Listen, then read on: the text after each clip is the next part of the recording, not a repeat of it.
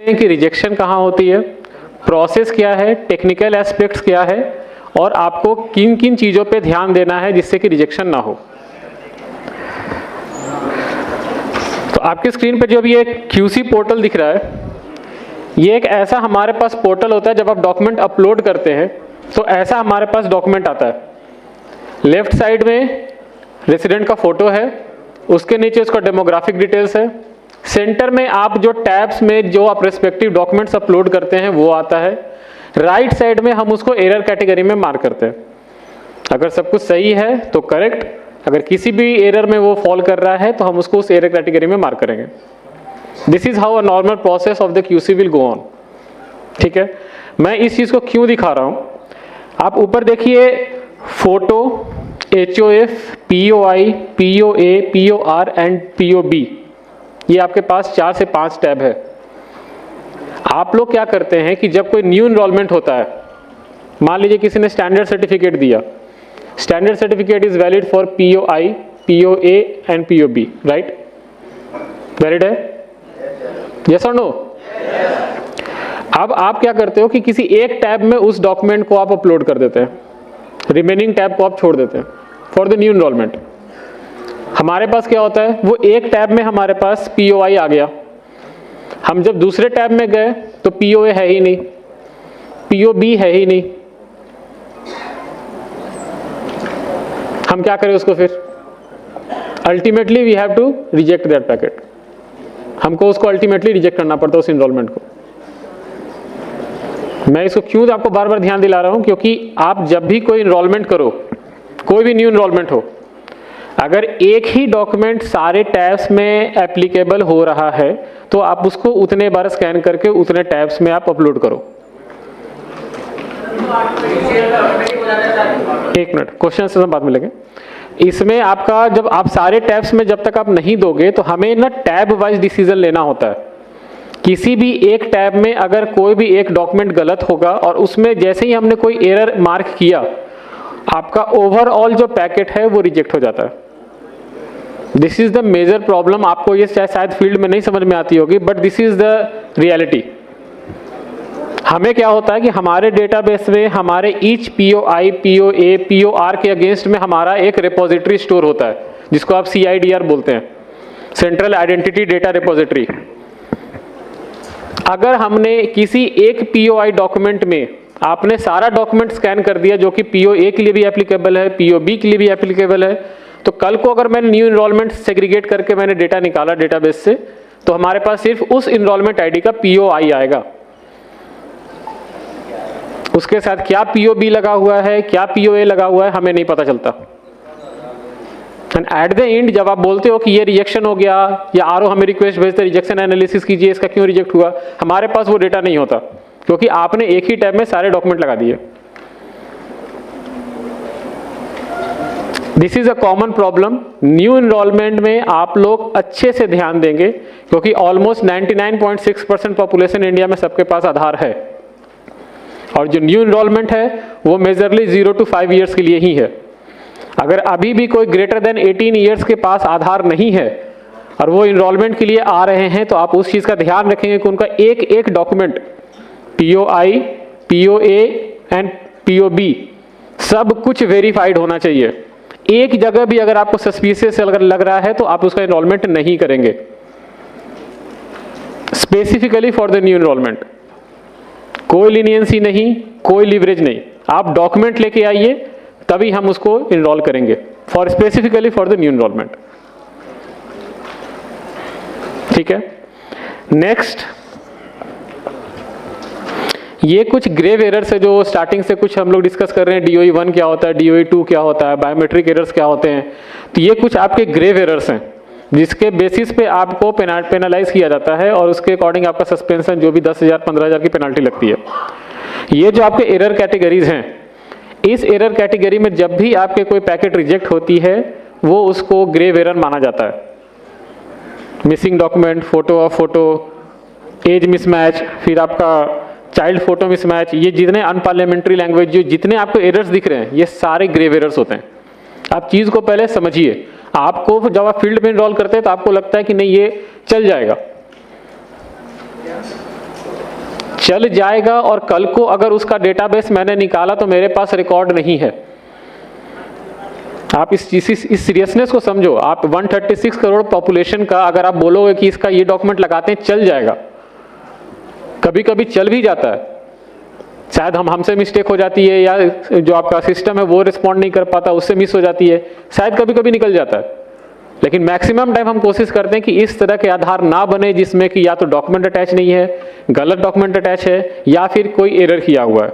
Intentional हो non intentional हो doesn't matter, but गलत आधार अपडेट या इनरोल नहीं होना चाहिए। पता है ना आपको कि आधार को हम क्या बोलते हैं? सिटीजनशिप प्रूफ नहीं है, पता सबको? आइडेंटिटी प्रूफ तो है। जहां भी आप जाते हो सब जगह आधार मांगते हैं। हम नहीं बोलते कि आप आधार को सब जगह वैलिड मानो, बट वो आधार लेते हैं। क्यों लेते हैं? कोई आंसर बता सकता है? नहीं, बायोमेट्रिक तो है। बायोमेट्रिक तो ऐसे भी आप कहीं जाओगे तो वो बायोमेट्रिक ऑथेंटिकेट नहीं कर सकते।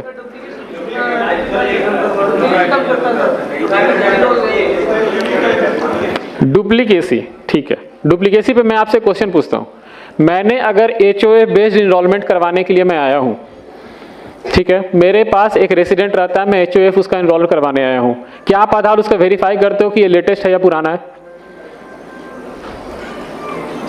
कोई करता है? कैसे करोगे?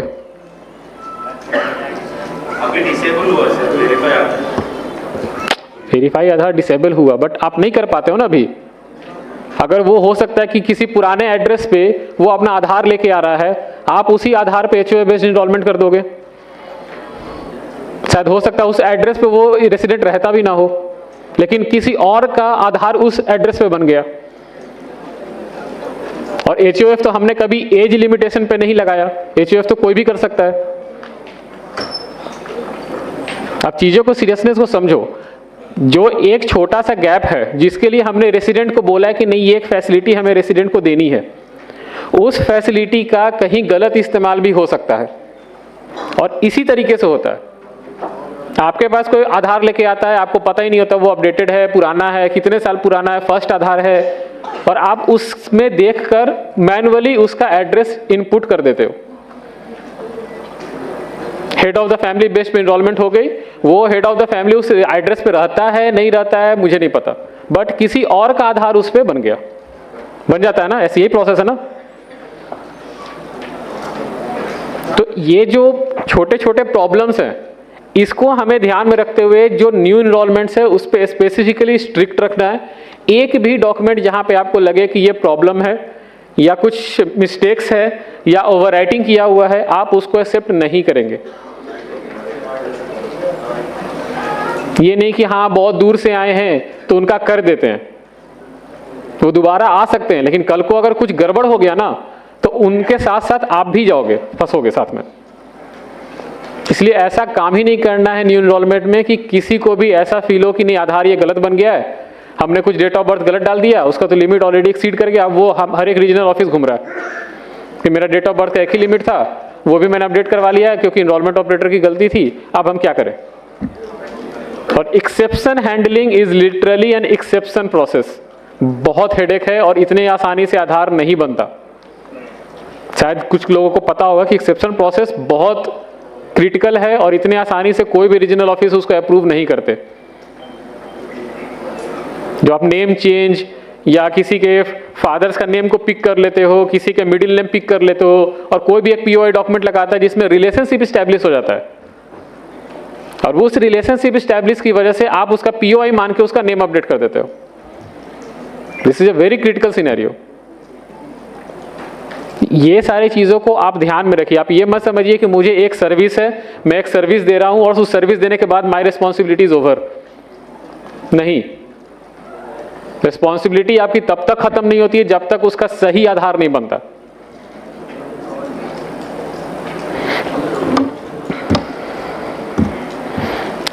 ये देख लीजिए, अगर आप लोग के पास फोन है आप इसका फोटो खींच लीजिए। This is a very critical जो आपका इंफॉर्मेशन है कि DOE 1 क्या होता है, DOE 2 क्या होता है, बायोमेट्रिक क्या होती है, बायोमेट्रिक एरर 2 क्या होता है। ये सारे एरर्स का आप एक फोटो खींच लो, अपने पास रेफरेंस के लिए आप रख लो।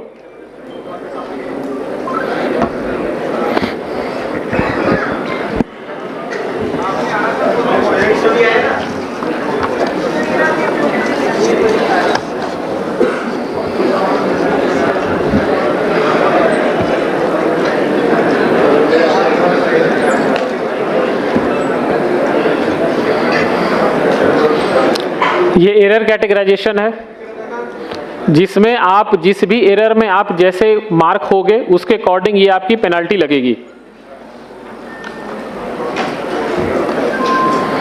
अब ये कुछ कॉमन सिनेरियोज है, शायद आपको ऊपर से या पीछे वालों को नहीं दिख रहा होगा। ये DOE 1 के कुछ सिनेरियोज हैं, DOE 2 के कुछ सिनेरियोज हैं।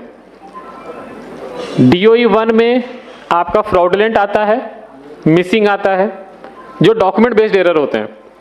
DOE 2 में आपका इनवैलिड डॉक्यूमेंट आता है, डेमोग्राफिक एरर आता है एंड पुअर क्वालिटी डॉक्यूमेंट आता है। DOE 1 मार्क होते ही आपको पता है किस तरह की पेनल्टी होती है। DOE 2 में थोड़ा सा कम पेनल्टी है, बट उसमें भी पेनल्टी है। तो ये जो सिनेरियोज है, इस सिनेरियोज में हम आपका डेटा क्वालिटी चेक करते हैं। रिसेंटली एनरोलमेंट ऑपरेटर गाइडलाइंस, उसके साथ साथ QC मैनुअल गाइडलाइंस डॉक्यूमेंट दोनों ही अपडेट हो रहा है, क्योंकि अभी जितने सिनेरियोज आ रहे हैं, हमें जो फील्ड से जो इनपुट मिल रहा है उसमें ऐसे ऐसे सिनेरियोज आ रहे हैं कि जिसमें लोग इजीली बहुत कुछ कर लेते हैं, और कल को हमें पता चलता है तब जब कोई ग्रीवेंस आता है, कोई इशू रेज करता है, कोई मिनिस्ट्री से कोई कॉल करता है कि नहीं भाई आपने तो ऐसा रूल बनाया, इसकी वजह से ऐसा आधार अपडेट हो गया। एक का क्वेश्चन था शायद फुल नेम चेंज का। फुल नेम चेंज पे मैं आपको क्लैरिफाई करता हूं। हमने बोला फुल नेम चेंज हम गैजेट नोटिफिकेशन के साथ एक्सेप्ट करेंगे along with old name POI document with photographs. यही है, यस और नो? अब पुराने नेम के POI डॉक्यूमेंट में गैजेट आपका ये स्टैंडर्ड सर्टिफिकेट भी हो सकता है, हो सकता है ना? क्यों? हमने तो कहीं स्पेसिफिक नहीं लिखा। स्टैंडर्ड सर्टिफिकेट हमने क्या लिखा है? फुल नेम चेंज के लिए हमें एक गैजेट नोटिफिकेशन चाहिए जो कि नए नाम का होगा। पुराने नेम का हमें कोई एक POI डॉक्यूमेंट चाहिए जिसमें उसका फोटोग्राफ होगा। यही मांगा ना हमने। पुराने नेम का तो आपका स्टैंडर्ड सर्टिफिकेट भी कोई लेके आ सकता है, तो फिर तो वही प्रॉब्लम हो गई। हमने चीजों को ठीक करने की कोशिश की, फिर किसी ने एक लूप होल निकाला और फिर वो ऐसे इस तरह के काम करने स्टार्ट कर दिए उसने। आप स्टैंडर्ड सर्टिफिकेट पुराने नेम का POI डॉक्यूमेंट आप नहीं लेंगे। उसको छोड़ के लिस्ट में जितना भी लिस्ट ऑफ डॉक्यूमेंट है वो आप एक्सेप्ट करेंगे, लेकिन ओल्ड नेम का POI डॉक्यूमेंट में स्टैंडर्ड सर्टिफिकेट कंसीडर नहीं होगा।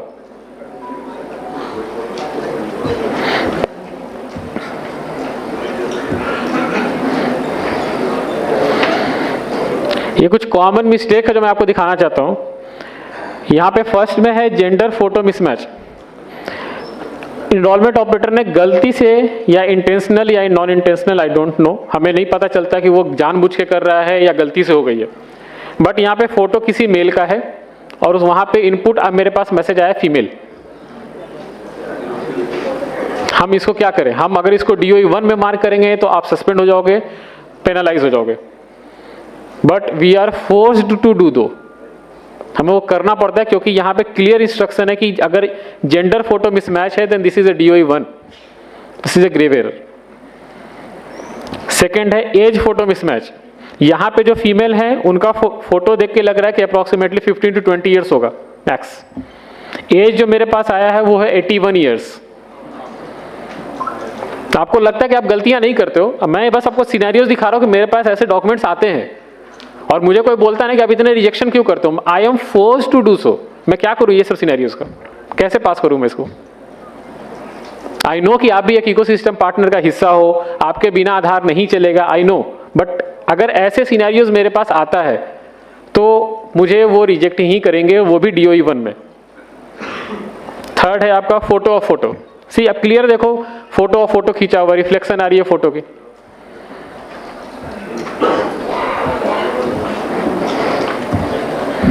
Unparliamentary language, human photo missing, देखो कुछ भी फोटो डाला हुआ है वहां पे। अगर इस पे आधार बन जाता है तो फिर से कल को वही होगा कि हनुमान जी का फोटो आधार बन गया, भगवान का आधार बन गया, किसी और का आधार बन गया। फिर आप हंसोगे बोल के ये कि देखो किसी का भी आधार बन जाता है। क्यों बन जाता है? क्योंकि हम ही गलती करते हैं। वो शायद हम उसको रिजेक्ट नहीं कर पाए और आपने उसको हमें फोर्सफुली भेजा कि आप इसको देखो, हमसे मिस हो गया और वो जनरेट हो गया।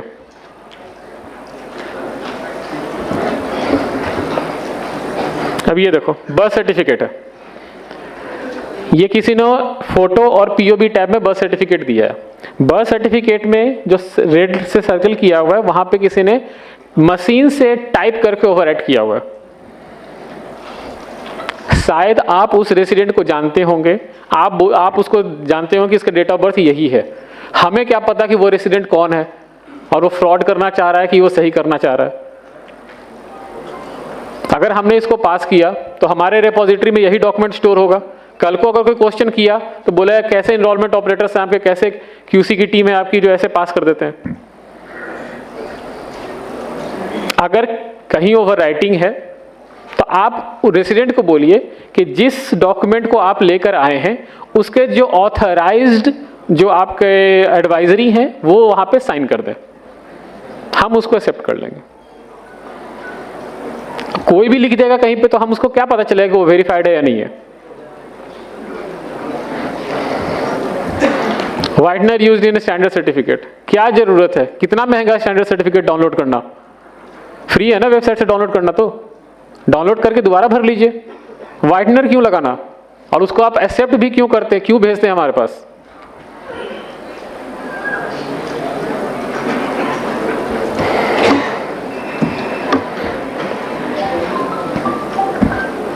सर्टिफाइड डिटेल्स में पूरा ओवर राइटिंग करके दोबारा लिखा हुआ है।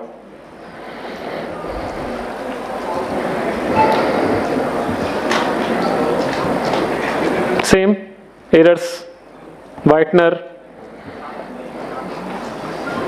ये पीओआर डॉक्यूमेंट, आई डोंट नो कौन सा डॉक्यूमेंट है।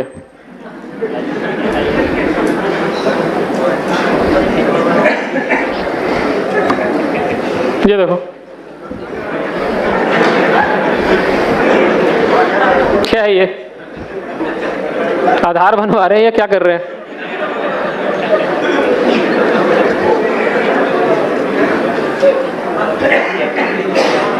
आप ये देखो, आपने सिलेक्ट किया school leaving certificate, school transfer certificate, extract of school record.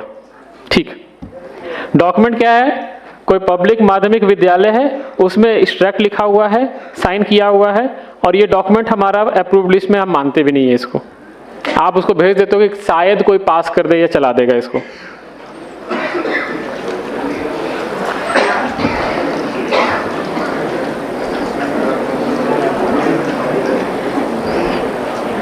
आधार में आधार देते हैं आप।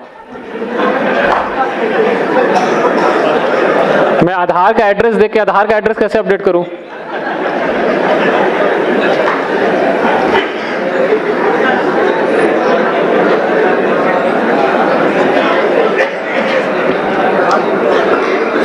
अब देखिए ये एक वैलिड केस है, मैंने इसको क्यों रखा है यहाँ पे।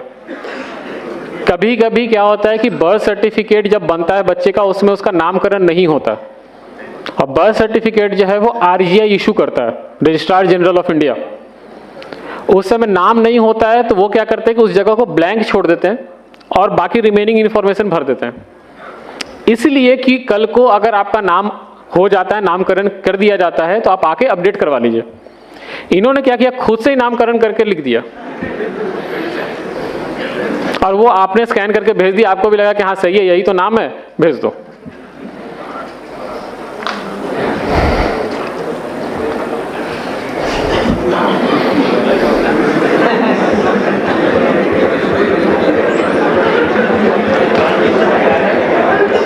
अब आप किसी का यूपीआई पेमेंट करोगे, उसके ट्रांजैक्शन हिस्ट्री से निकाल के स्क्रीनशॉट भेज दोगे आप, और कैसे आप उसको एक्सेप्ट करते हो आई don't no.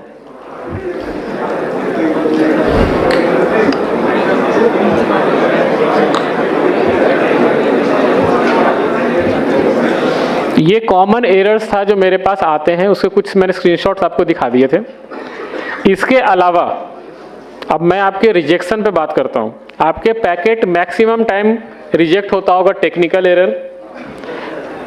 I know the pain जो है ग्राउंड में, मुझे पता है। Data process error, no description,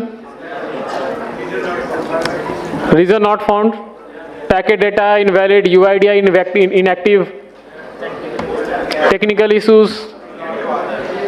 आप आरओ का अप्रोच करते हो कि इसका मुझे कॉरेस्पॉन्डिंग एक मैसेज कोड निकाल के दो, क्यों हुआ ये? कभी अप्रोच किया आपने?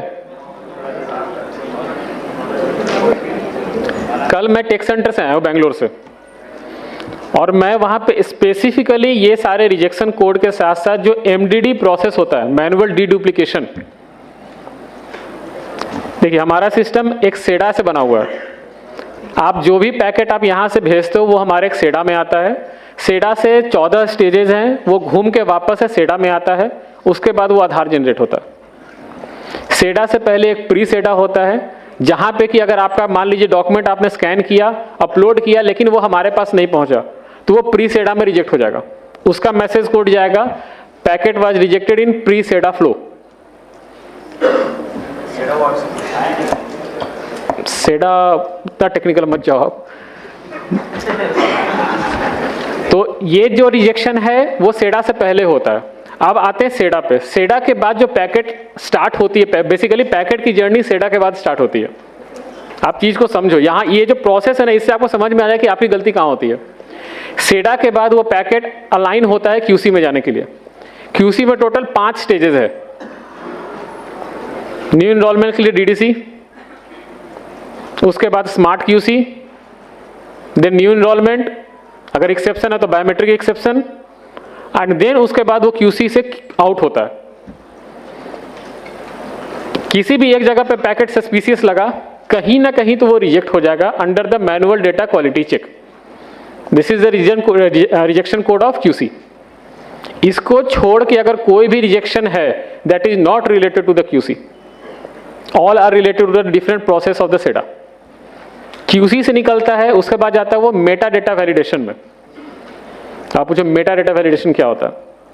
आपका ईसीएमपी क्लाइंट वैलिड है नहीं है, इनरोलमेंट ऑपरेटर वैलिड है नहीं है, आपने जहां से सिंक किया उसका लैटिट्यूड लॉन्गिट्यूड वैलिड है नहीं है, आपने जीपीएस एक्टिव था, इंटरनेट कनेक्टिविटी थी, जो जितने इंफॉर्मेशन आपसे फील्ड से रिलेटेड है, क्लाइंट से रिलेटेड है, वो मेटा डेटा वैलिडेशन में होता है। तो क्यूसी के बाद भी इट्स अ चांस कि जहां पे आपका पैकेट रिजेक्ट हो जाए, that is a Meta data validation. उसके बाद होता है OSI, operator supervisor introducer verification. अगर वहां पे किसी का सस्पिशियस लग गया, वहां पे भी रिजेक्ट हो जाएगा। उसके बाद आता है बायोमेट्रिक, जो एमडीडी है, मैनुअल डीडुप्लीकेशन। वहां पे आप जो फिंगर, आइरिस और फेस, ये जो भी आप स्कैन करते हो, इसका एक स्कोर आता है हमारे पास। मैंने रिसेंटली जो कल मैंने देखा, वो मेरे लिए मतलब शॉकिंग था कि किसी ने ऐसे आप स्कैन करते हो कि 4 फिंगर मैंने यहां से लिया, उसको ऊपर मैंने फिर से 4 फिंगर उस रेसिडेंट का लगा के दे दिए।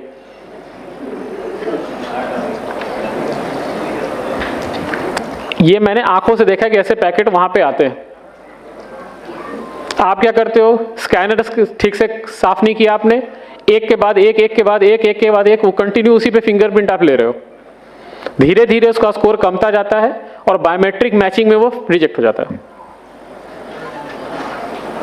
अब जो बायोमेट्रिक हमारे पास दिखता है, आइरिस एग्जैक्ट बहुत अच्छे से दिखता है। आपको लगता होगा ना कि शायद छोड़ दो कोई बात नहीं, हाँ, जो फोर्सफुली की बात चल रही थी, फोर्सफुली कभी भी आप नॉर्मल रेसिडेंट का मत कीजिए।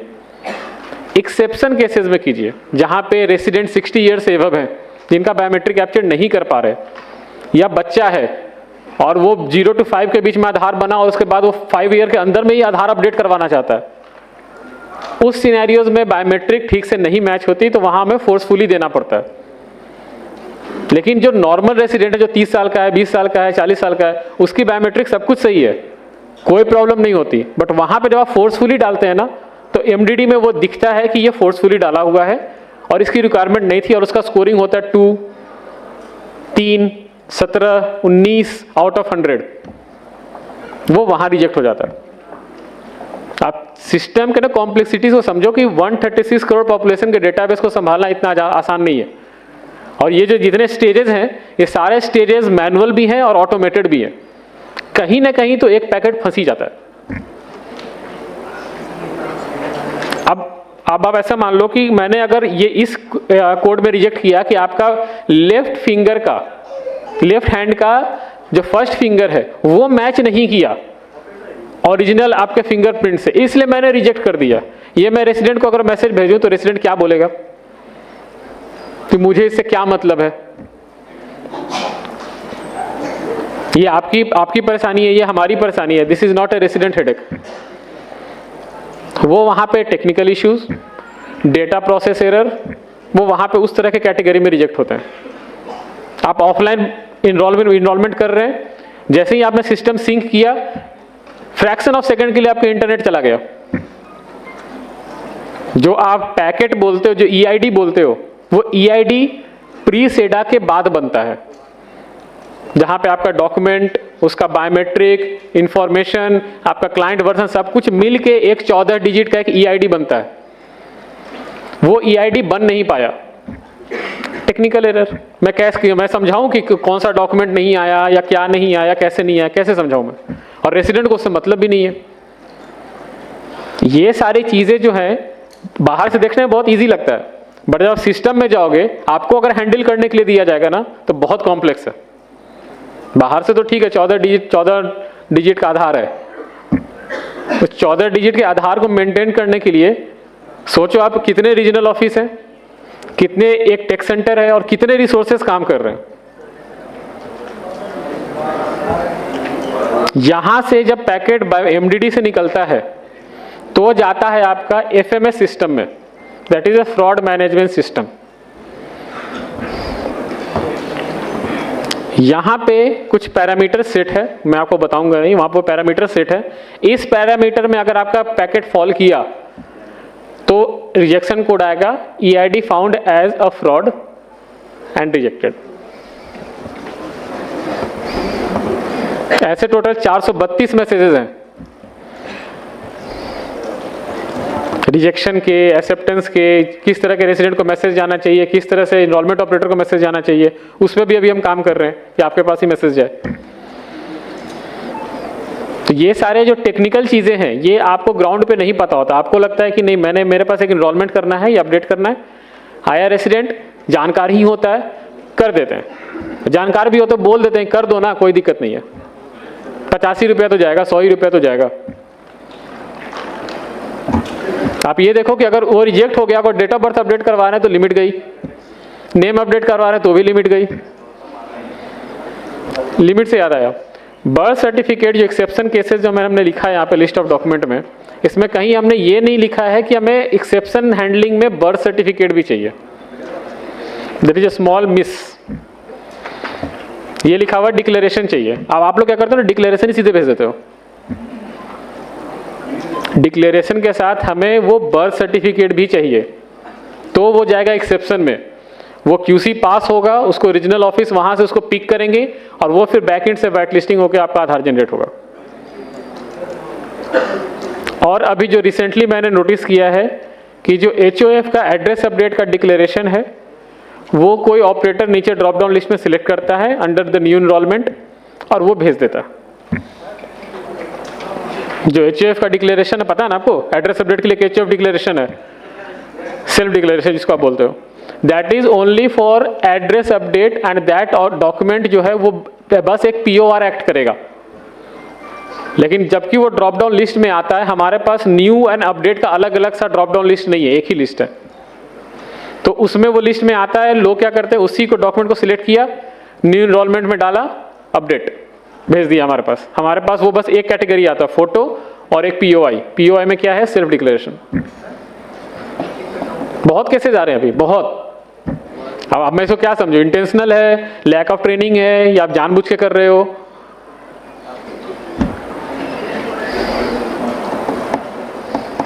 तो ये एक कॉमन सिनेरियोज थे और जो मेरा एक्सपीरियंस था वो मैंने आपको शेयर किया है। इसके अलावा अगर आपके पास कुछ क्वेश्चंस है तो हम उसको डिस्कस करेंगे one by one. Data upload हो जाता है, डेटा होल्ड नहीं होता है, डेटा एमडीडी में होल्ड होता है। एमडीडी में टोटल 4 प्रोसेस है, आप सुनो, एमडीडी में टोटल 4 बैच के प्रोसेस चलते हैं, ठीक है। उस 4 बैच के प्रोसेस में 4 ऑटोमेटिक है और 4 मैनुअल है।